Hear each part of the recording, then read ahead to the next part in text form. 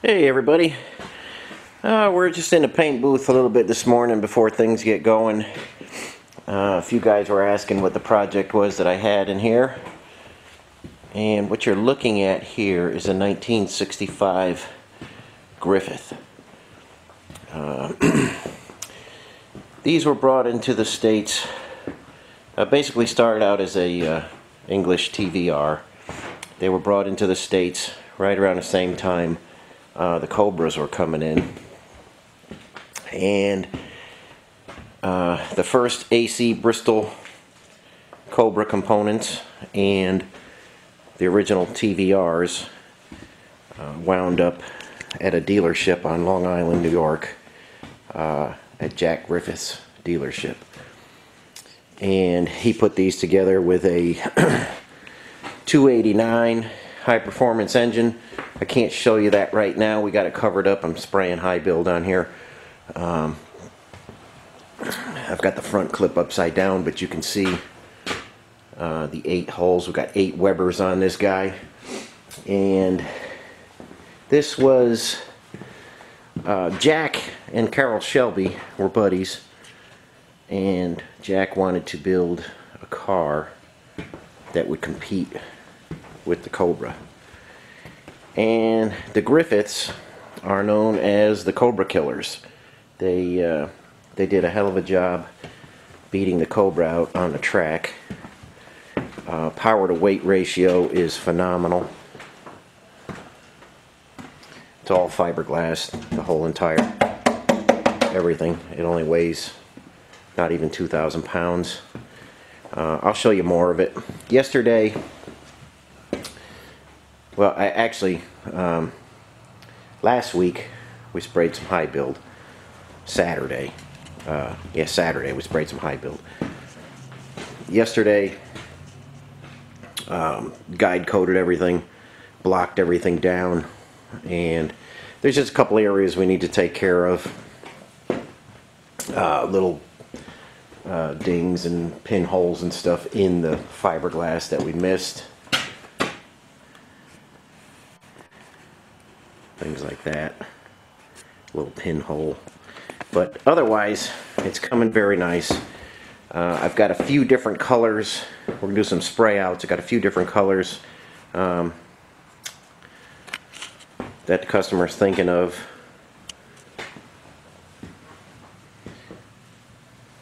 This is all just raw fiberglass under here, so put a few coats of high build on that too to kind of even it out. I'll show you more of this as we get into it. It's going to be like a dark green color of some sort. There's a front clip, but I don't know. Maybe you guys are familiar with this car. Maybe you're not. There was 190 of the original cars built, and then later on they built a few more like modern cars, you know, I think up to 2002, but they weren't the originals. This is an original 65. It's got its original 289 in it, and it's rebuilt, and I'll show you that when the covers come off. But for right now, just want to show you the lines of this car, and more to come on this. Anybody's interested, you could just look up the Griffith 65 Griffith on the internet, and you could read about them and see what's going on. But this was known as the Cobra Killer. 0 to 60, I believe, in 2 seconds. Like I say, the power to weight ratio is phenomenal on these. So more to come on this, and I do have, believe it or not, I do have somebody coming in to help me today. I've got a guy a couple days a week, and we're going to make some progress on that V6 Jeep of mats, things I need a hand with. We'll go in there and take a look at that next. Okay guys, back on Matt's V6 CJ5. Master cylinder is going to go in, steering gear is going in as we speak.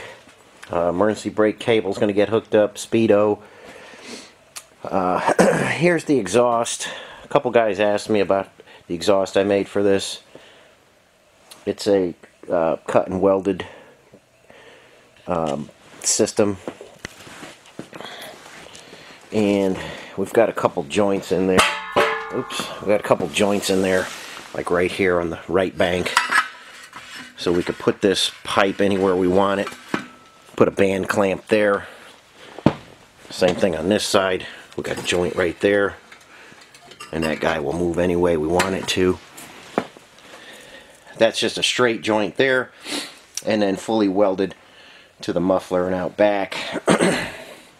Where the crossover comes in, this is the right side. It comes over, and on the factory ones, they just kind of, they take it right here, and they just kind of give it a little turn, and they weld it right in there. It's not as free-flowing as it should be, so I take them and I put them right in here.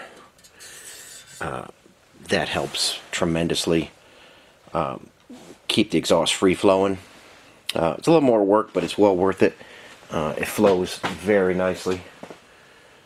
And then we'll just hang that. And a shot of his tire again in the tan, the wheel and tire assembly. So this is going to go in. Rear brake lines are in. Master's going in. We'll finish the brake lines. Steering box will go in. Just about everything, hopefully, this week will be done that I need to do to the chassis before the body right up here can be set down. I still got to paint the motor as best I can.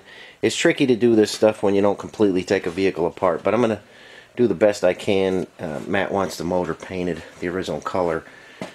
Alternator is back from rebuild. Voltage regulator is here. Like I said, I got to detail the engine a little bit.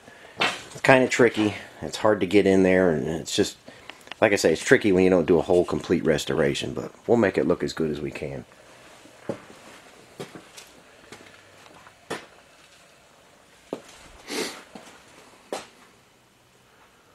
So, we can get the grill back together. The dash we could load up with some gauges and things we need in there. We're making progress, little by little. Want to get the exhaust in and the master so we can run the lines and keep them away from heat and everything. Then we'll put some silicone brake fluid in there and bleed the brakes. And like I say, I've got a helper a couple days a week. I don't know for how long, but you got to take what you can get. So he'll give me a hand putting the exhaust in and setting the body down and doing things like that. And we'll just keep plugging away at this. Okay guys, here's a look at this week's transmissions and transfer cases that have come in. Hopefully, if you got a Jeep sitting outside, this will make you put a bucket or a trash bag or something over the shifter so the water doesn't go down in there. That transmission needs every single gear in there. It's completely rusted solid. I don't know how bad the transfer case is yet. There's another T90C that came in. This one came in all apart. Something bad happened in this one.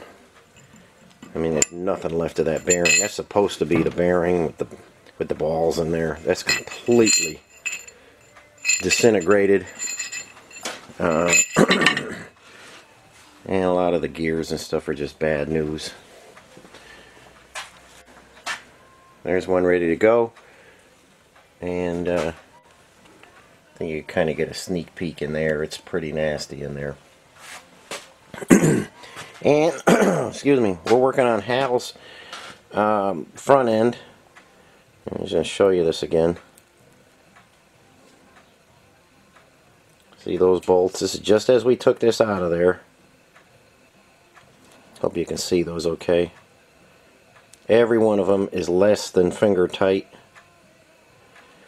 If you have these locks, or you did a rebuild and you put these locks back in here, this is going to happen to you. The locks are too soft to hold any torque. And every single bolt will eventually work loose, and they even can get by this little tab because it's very soft, and the bolts could come out and get into the mix.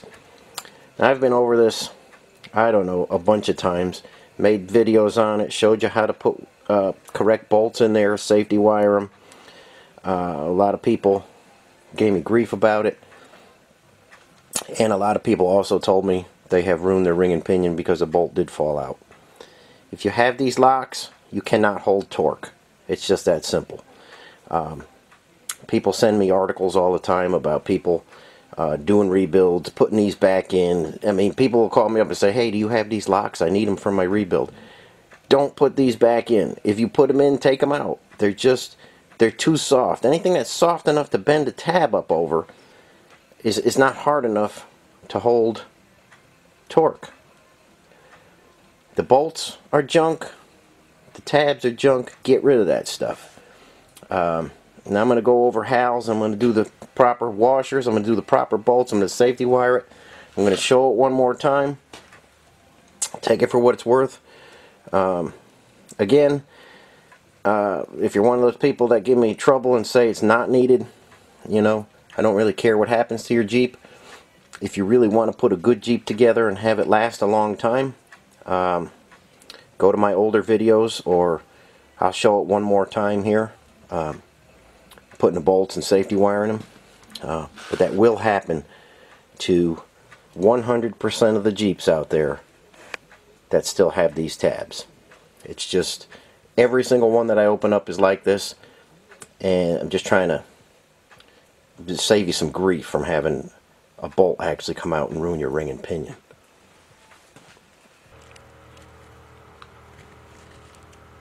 Okay guys, it's been a busy day. My helper worked out real good today.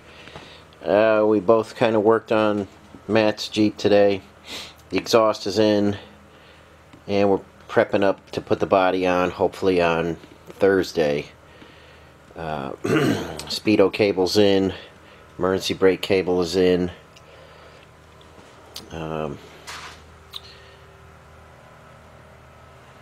There's the rest of the exhaust in there. Goes up over the axle. Muffler. Tailpipe just exits out and down. And just got to do some front brake lines. There's the two pipes on this side. Steering box is in today.